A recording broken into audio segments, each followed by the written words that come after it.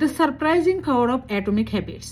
বড় সাফল্যের চাবিকাঠি রাতারাতি বদলে যাওয়া নয়, বরং প্রতিদিন 1% করে নিজেকে উন্নত। বিশ্বাস হচ্ছে না? 2003 সালের আগে ব্রিটিশ সাইক্লিং টিমের দিকে তাকান।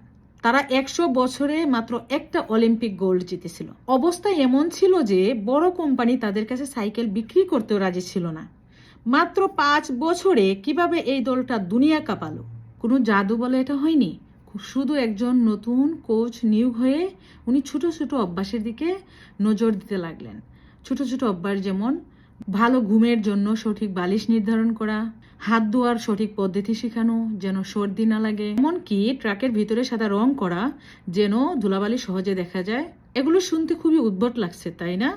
এই যে শত শত ছোট অভ্যাসগুলা জমে এমন জায়গায় পৌঁছেছে, ফলাফল কল্পনার চেয়েও দ্রুত এলো।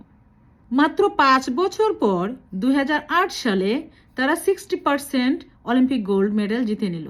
এর পরের 10 বছরে তারা সাইক্লিং ইতিহাসের সবচেয়ে সেরা দল হয়ে উঠল। এখন প্রশ্ন হলো, আপনি কিভাবে আপনার জীবনে অ্যাটমিক হ্যাবিটের এই অভ্যাসগুলো কাজে লাগাতে পারেন?